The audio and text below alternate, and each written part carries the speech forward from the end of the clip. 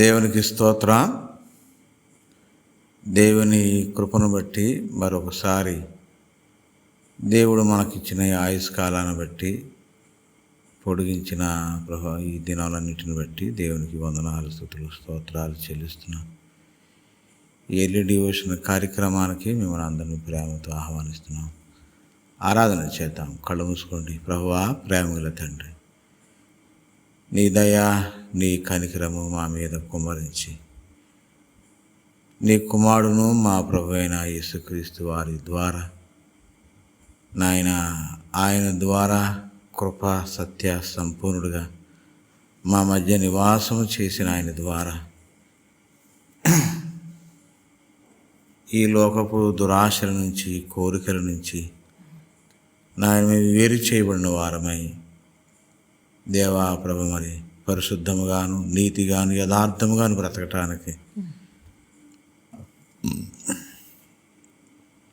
మా ప్రభు అయిన యేసుక్రీస్తును మాదిరిగా మాకు ఉంచిన దాన్ని బట్టి మీకు వందనాలు, స్తుతులు, స్తోత్రాలు చెల్లిస్తున్నాము.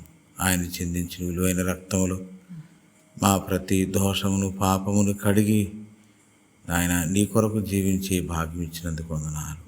పరిశుద్ధాత్మ చేత అభిషేకించి రాబోయే నిత్యరాజ్యము కొరకు తండ్రి నాయన, ఆ మహిమ కిరీటము కొరకు తండ్రి అత్యాసక్తి కలిగి ఎదురు చూడటానికి మీరు సహాయపడినందుకు వందనాలు, స్తుతులు, స్తోత్రాలు చెల్లిస్తూ యేసు నామములో ఈ స్తుతి ఆరాధన సమర్పిస్తున్నాము తండ్రి. ఆమేన్, ఆమేన్. వాక్యాన్ని చదువుకుందాం.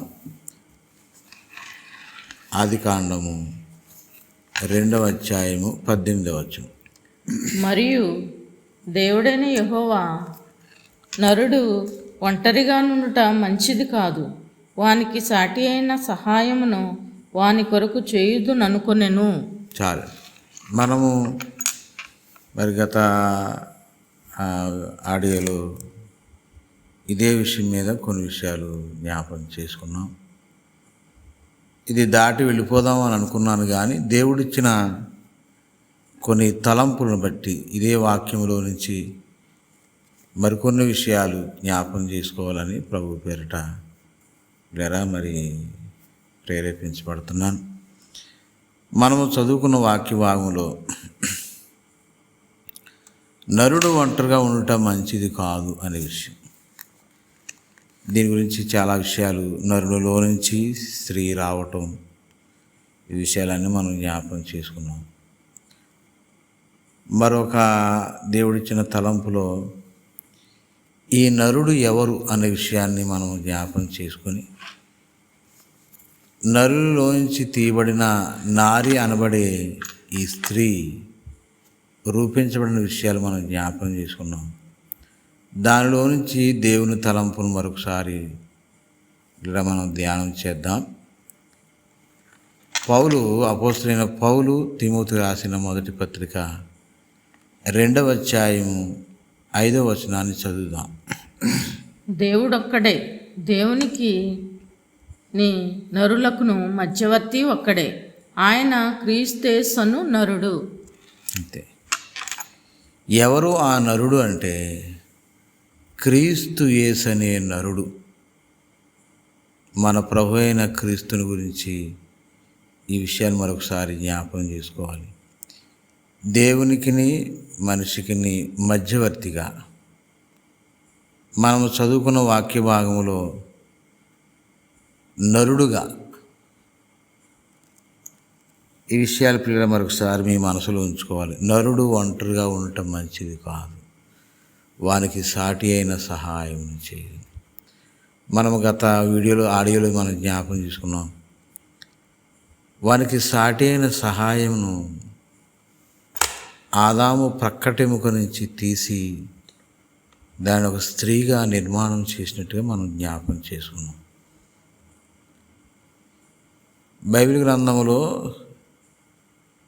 ఆ నరుడు మన ప్రభు అయిన క్రీస్తు అయితే, స్త్రీగా నిర్మాణం చేయబడిన ఆ స్త్రీ సంఘానికి గుర్తుగా మనం జ్ఞాపకం చేసుకోవాలి.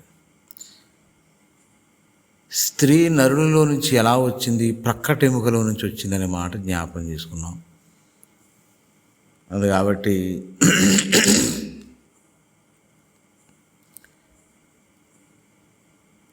మన ప్రభు శిలువ మీద మరణించినప్పుడు వీళ్ళ మరి చివరగా వీళ్ళు చనిపోయారో లేదని చెప్పి చూసి ఆ ప్రక్కటెముకలో బళ్ళెముతో పొడిచినట్టుగా మనం చదువుకుంటున్నాం. ఆ ప్రక్కటెముకలో నుంచి వచ్చినదే స్త్రీ. ఆ స్త్రీ సంఘానికి గుర్తుగా నీవు నేను కూడా ఆ సంఘంలో ఉన్నాం. మనము భూలోకములో ఏదో యాదృచ్ఛికముగా నమ్ముకున్నామని అనుకోవద్దు. దేవుని మీద నమ్మకము కలిగిన తర్వాత మనము సంఘముగా ఎలాగూ ఏర్పడ్డామనంటే మన ప్రభువైన క్రీస్తు కార్చిన విలువైన రక్తములో మన దోషములన్నిటినీ వదిలిపెట్టేసుకుని దానికి ప్రాయశ్చిత్తముగా ఆయన చేసిన ఆ ప్రాయశ్చిత్తాన్ని జ్ఞాపకం చేసుకుని నా ప్రభు ఇంతటి శ్రమపడ్డారు కనుక ఇక మీదట ఆయన ఇంకా నా విషయంలో బాధ పెట్టకూడదు, ఆయాస పెట్టకూడదు అని చెప్పి నిర్ణయించుకోవటమే నిజమైన మారు మనసు, పశ్చాత్తాపం. అది కాబట్టి మనము ఎక్కడ నుంచి వచ్చాము అనంటే క్రీస్తు ప్రక్కటెముకలో నుంచి వచ్చాము. జ్ఞాపం చేసుకోవాలి. ఇది చాలా వేదనకరమైన విషయం, చాలా ఆశ్చర్యకరమైన విషయం. దేవుడు తన కుమారుని యొక్క ప్రక్కటెముకలో నుంచి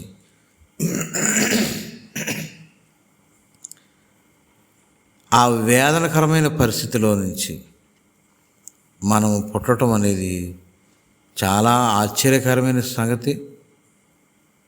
ఆత్మీయ జీవితానికి ఎంతో సంతోషకరమైన సంగతి. ఈ రోజున నేను మరలా ఈ విషయాన్ని మీకు జ్ఞాపకం చేస్తున్నాను. ఏదో నీకేదో మేలు జరుగుతుందని, మన ఇంట్లో ఏదో మేలు జరుగుతుందనో, ఆరోగ్యం వస్తుందనో, ఏదేదో ఆలోచనతో యేసు ప్రభు దగ్గరికి మీరు రావచ్చు. కానీ యోహాను సువార్త 16:13 పరిశుద్ధాత్మ వచ్చినప్పుడు మిమ్మల్ని సర్వసత్యంలోకి నడిపించిన మాట రాయబడింది. ఏది ఆ సర్వసత్యం అని అంటే మనము క్రీస్తు ప్రక్కటెముకలో నుంచి వచ్చాం. వేదనకరమైన పరిస్థితిలో నుంచి మనం వచ్చాం. ఆ విషయాన్ని మరొకసారి జ్ఞాపకం చేసుకొని మనము ప్రతి దినము కూడా ఈ విషయాన్ని, మనము పొందవలసిన శిక్షను ఆయన పొందారు. ఆయన గాయములు పొందారు. ఆయన పొందిన గాయముల చేత యెషయా గ్రంథం 53:5 మనం జ్ఞాపకం చేసుకున్నాం. ఆయన పొందిన గాయముల చేత మనకు స్వస్థత కలుగుతున్నది.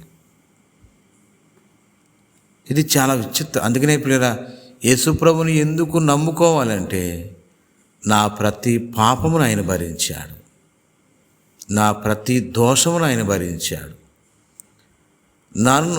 నన్ను పరలోక రాజ్యమునకు చేర్చుటకై తన జీవనమంతా ధారపోశాడు. నేను ఆయన ప్రక్కటెముక నుంచి పుట్టాను. ఆ భావం మనకెంతో ధైర్యాన్ని ఇచ్చేదిగా ఉండాలి. మనము పరలోక రాజ్యానికి వారసులము. కారణం ఏమిటంటే ఆయన ప్రక్కటెముకలో నుంచి వచ్చాం. ఒక ప్రక్క అది ఎంతో వేదనకరమైన పరిస్థితి అయినప్పటికీ ఆత్మీయ జీవితంలో అది ఎంతో సంతోషకరమైన విషయం. ఎందుకంటే నా ప్రభు నా కొరకు చనిపోయాను.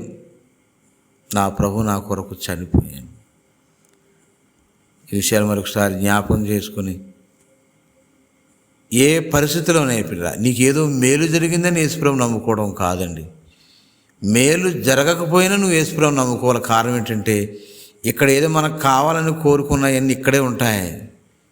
కానీ మన పాత రోత బ్రతుకును దాని కొరకు ప్రభు చేసిన త్యాగాన్ని మాత్రం,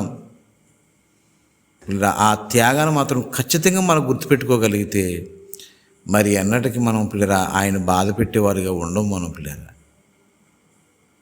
అందు కాబట్టి ఈ విషయాలన్నీ జ్ఞాపకం చేసుకొని ఆ నరుడు పిల్లరా, మనము అనేక దినముల నుంచి ఆ మాట జ్ఞాపకం చేసుకున్నాం. మన ప్రభువు మంచివాడు, మనం చేసిన పాపములను మన నెత్తి మీద పెట్టలేదు, తన కుమారుడైన క్రీస్తు మీద మోపి మనల్ని మాత్రం పరిశుద్ధులుగాను నీతిమంతులుగాను ఆయనకి ప్రియమైన పిల్లలుగా చేసుకున్నారు. దాని రుణం మనం తీర్చలేం. కళ్ళు మూసుకుందాం. చిన్న ప్రార్థన. దేవుని ప్రియబిడ్డ, ఈ ఉదయకాల సమయంలో మరొకసారి మన మనసులు, నేను ఆయన ప్రక్కటెముకలో నుంచి, ఆయన రక్తములో నుంచి నేను బయటకు వచ్చాను, ఆయన రక్తములో నుంచి, ఆ గాయములో నుంచి నేను పుట్టాననే విషయాన్ని మరోసారి గమనించాలని ప్రభు పేరట మనవి చేస్తున్నాను. స్తోత్రము నాయన, స్తోత్రం. కళ్ళు మూసుకుందాం, చిన్న ప్రార్థన చేద్దాం. హల్లెలూయా, హల్లెలూయా. దయగల తండ్రి, నీకు స్తోత్రము నాయన, స్తోత్రము నాయన. నేను పొందిన ప్రభువా, మరి ఈ భయంకరమైన పరిస్థితులన్నిటి మీరు దాటించారు. మీ కుమారుడైన క్రీస్తును మాత్రం సిలువకు అప్పగించావు, వ్యాధులకు అప్పగించావు, శ్రమలకు అప్పగించావు. అయ్యా, నీకు వందనాలు, స్తుతులు, స్తోత్రాలు చెల్లిస్తున్నాం. స్తోత్రము నాయన, స్తోత్రం. బలి అయిన గొర్రెగా పాపములన్నిటి మోసి తీర్చితివే. బలి అయిన గొర్రెగా పాపములన్నిటి మోసి తీర్చితివే. పరిశుద్ధ రక్తము నా కొరకేనయ్యా, నాకెంత భాగ్యమయ్యా. పరిశుద్ధ రక్తము నా కొరకేనయ్యా, నాకెంత భాగ్యమయ్యా. పరిశుద్ధుడా, పరమాత్ముడా, ఆరాధనా, ఆరాధనా. పరిశుద్ధుడా, పరమాత్ముడా, ఆరాధనా, ఆరాధనా. ప్రార్థన చేద్దాం. ప్రభువా, నీ గొప్ప ప్రేమ ప్రణాళికను బట్టి నీకు వందనాలు నాయన. నేనంటే నీకు ఎంత ప్రేమ ప్రభువా, నేనంటే నీకు ఎంత ప్రేమ ప్రభువా. నీ అపారమైన ప్రేమకై మీకు వందనాలు, స్తుతులు, స్తోత్రాలు చెల్లిస్తున్నాము తండ్రి. దయగల మా ప్రభువా, మరొకసారి మీరిచ్చిన ఈ సమయాన్ని బట్టి నాయన, మీరు ఇచ్చిన ఈ రోజును బట్టి మీకు కృతజ్ఞతాస్తుతులు, స్తోత్రాలు చెల్లిస్తూ నాయన, నీ మంచితనం అంతటిని జ్ఞాపకం చేసుకోవడానికి ప్రభువా, మా ఎడల నీకున్న అపారమైన ప్రేమను జ్ఞాపకం చేసుకోవడానికి మీరెంతగానో సహాయపడుతున్న విధానం బట్టి మీకు వందనాలు, స్తుతులు, స్తోత్రాలు చెల్లిస్తున్నాము తండ్రి. నాయన, మరి ఇంతవరకు ప్రభా ధ్యానం చేసిన విషయాలలో అనేక క్రొత్త సంగతులు మాకు జ్ఞాపకం చేసి మీరు నడిపిస్తున్నారు. మీకు వందనాలు, స్తుతులు, స్తోత్రాలు చెల్లిస్తూ ఈ ఉదయకాలం ప్రభువా, మా ప్రియబిడలు వారు చేసుకున్న పనులన్నింటిలో మీరు తోడుగా ఉండండి నాయన. ప్రతి కీడు నుంచి మీరు విడుదల దయచేయండి. అందరికీ ఆరోగ్యములు దయచేయండి. వారి పనిపాట్లు, ప్రయాణాలన్నింటిలో మీరు సహాయం దయచేయండి నాయన. ప్రత్యేకించి నాయన, నీవు ఏ రీతిగా మమ్మను ప్రభు రక్షించావు, నీవు మమ్మల్ని ఏ రీతిగా కన్నారో ఆ విషయాలు జ్ఞాపకం చేసుకొని నాయన, నీ పనిలో కూడా ముందుకు సాగుటకు ప్రభు సహాయం దయచేయమని. ఎవరైనా బలహీనులుగా ఉంటే దయగల తండ్రి నాయన, కనికరించు నాయన, కనికరించు. దయగల మా ప్రభువా నాయన, నీ గాయపడిన హస్తాన్ని దేవా ప్రభు నీ బిడ్డల మీద ఉంచి నాయన సంపూర్ణమైన ఆరోగ్యం దయచేయండి నాయన. కనికరించి కృప చూపించండి. అందరికి ఆరోగ్యం దయచేయండి నాయన. మరి చదువుకున్న బిడ్డలు ప్రభువా, వారి లక్షణముగా చదువుకొని వారి తల్లిదండ్రులకు మంచి పేరు తెచ్చేవారుగా, వారికి మంచి భవిష్యత్తు కలిగి స్థిరపడినట్టుగా ఎక్కడ ఉన్నా నీ సాక్షులుగా ఉంటకు మీరు సహాయం దయచేయండి.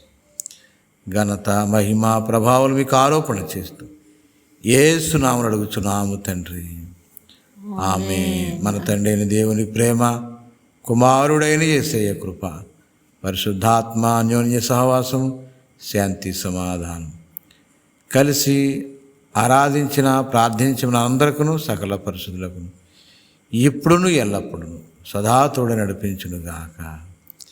ఆమేన్. యేసు రక్తమేచ్చి ప్రవేశ రక్తమేచ్చి ప్రవేశ సంపూర్ణ విజయం కలుగునుగాక. ఆమేన్. ఆమేన్. దేవునికి స్తోత్రం.